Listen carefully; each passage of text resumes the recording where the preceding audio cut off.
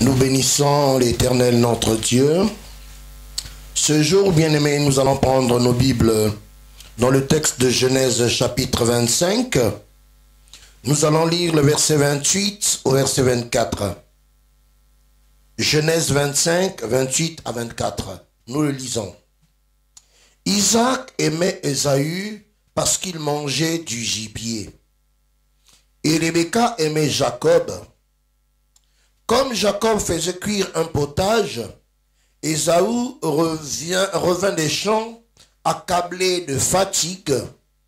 Et Ésaü dit à Jacob, « Laisse-moi, je te prie, manger de ce roux-là, car je suis fatigué. » C'est pour cela qu'on a donné à Ésaü le nom d'Édom.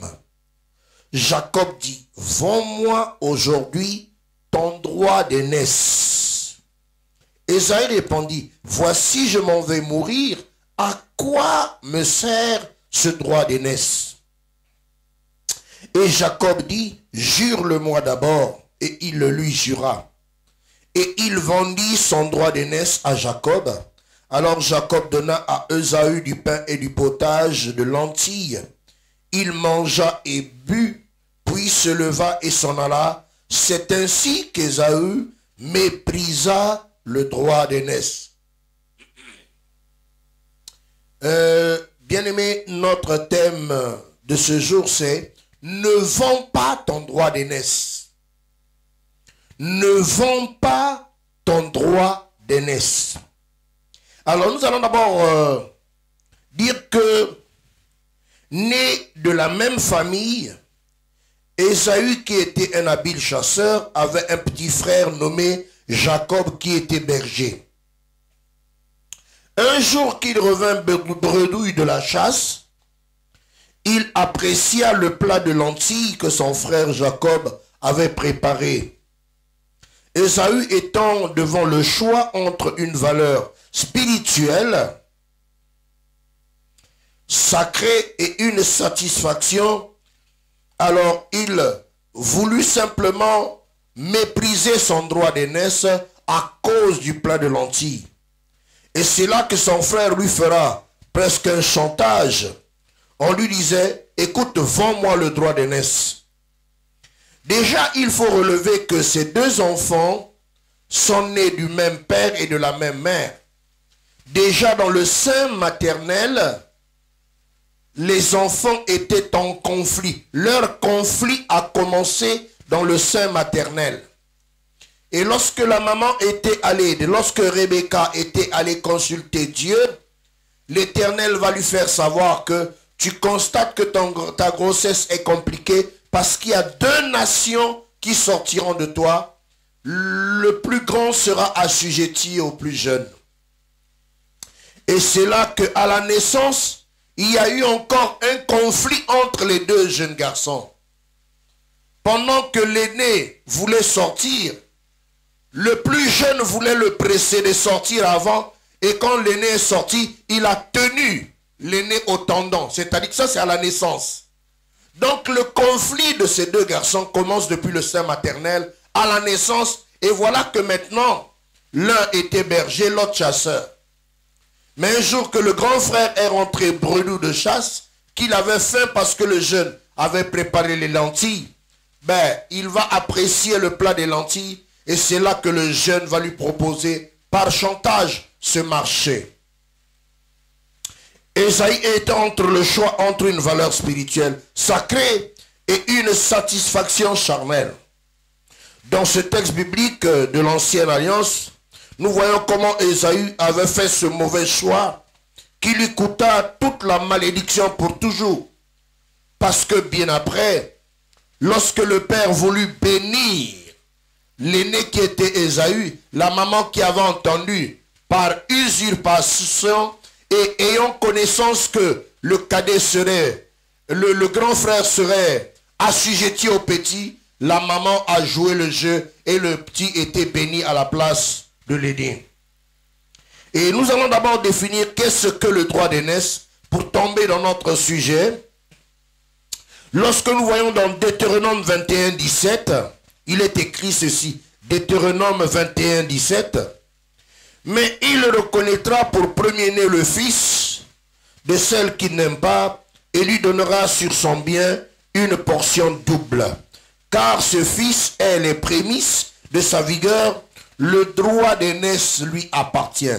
En Israël, il y avait donc ce privilège qui était donné au premier-né, le premier enfant, les prémices de sa vigueur, le plus grand avait ce qu'on appelait le droit d'aînesse, c'est-à-dire lors de l'héritage, lorsque le père léguait l'héritage aux enfants, l'aîné, qui est là, le premier-né, avait donc le droit d'aînesse et il avait double portion d'héritage.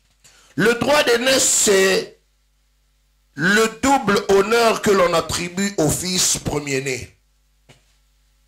Le droit d'aînesse est aussi la double considération que l'on attribue au plus grand par rapport aux enfants nés de la maison. Le droit d'aînesse est finalement la double bénédiction que l'on attribue au premier enfant. Et nous allons regarder, bien aimés, par rapport à ce message, comment est-ce que toute la vie d'Ésaü, à cause de ce mépris de droit d'aînesse, eh bien, il a perdu tous les privilèges qu'il avait. Et dans le Nouveau Testament, nous allons voir l'application dans nos vies. Pour nous qui sommes enfants de Dieu, l'apôtre Paul a pris un texte, il y a dans le Nouveau Testament, un texte qui nous interpelle, nous, par rapport au geste que Ésaü a fait en méprisant le droit d'aînesse. L'application dans nos vies, nous trouvons le texte de Hébreux, chapitre 12. Hébreux 12, les versets 15 à 17. Hébreux 12, les versets 15 à 17. Veillez à ce que nul ne se prive de la grâce de Dieu. À ce qu'aucune racine d'amertume, poussant des rejetons, ne produise du trouble et que plusieurs ne soient infectés. À ce qu'il n'y ait ni impudique, ni profane comme Ésaü, qui pour un mets vendit son droit d'aînesse. Vous savez que plus tard, voulant obtenir la bénédiction, il fut rejeté, quoiqu'il la sollicita avec larmes, car son repentir ne put avoir aucun effet. Bien-aimés, en lisant ce texte d'Hébreux, l'Éternel, notre Dieu, nous ramène l'histoire d'Ésaü. Il dit, nous qui sommes chrétiens, c'est-à-dire sauvés par la grâce, nous sommes également concernés par ce thème, ne vends pas ton droit d'aînesse. Le Seigneur va prendre l'histoire de l'ancienne alliance, d'Ésaü et Jacob, et il la ramène pour dire que, en tant qu'enfants de Dieu, nous avons un privilège, nous avons un droit d'aînesse. Je vais me limiter sur le fait que par rapport à ce verset d'Hébreux 12, on nous dit, notre corps est le temple du Saint-Esprit. Et nous allons voir, bien aimés, que l'Éternel, notre Dieu, dit par rapport à la grâce qui nous a été accordée par Dieu, et ayant des privilèges pour l'héritage, vous savez que nous sommes héritiers avec le Seigneur. Nous avons un héritage, une double portion avec le Seigneur. Mais nombreux des enfants de Dieu méprisent ce droit d'aînesse. En tant qu'enfants de Dieu, héritiers de la grâce, co-héritiers avec Christ, nombreux méprisent le droit d'aînesse en profanant comme Ésaü. Et le Seigneur a traité d'Ésaü de profane. Il dit, nous devons veiller à ce qu'il n'y ait ni profane comme Ésaü, qui pour un mets vendit son droit d'aînesse. Vous savez que plus tard, voulant obtenir la bénédiction, il fut rejeté. Pourquoi Dieu traite d'abord Ésaü de profane? Qu'est-ce que c'est que profaner quelque chose? C'est parce qu'Ésaü a profané son droit d'aînesse. Or, un profane est une personne qui viole le caractère sacré d'un lieu ou d'un objet de culte. Le fait de violer le caractère sacré d'un objet, d'un lieu, on est traité profane. Un profane est une personne qui dégrade par un mauvais usage une valeur sainte, un talent divin. Chaque fois que nous sommes comportés comme ça, la Bible dit nous sommes profanes comme Ésaü. C'est-à-dire que nous méprisons le droit d'aînesse. Nous méprisons les privilèges. Nous méprisons l'héritage, la double portion que le Seigneur prévoit nous accorder.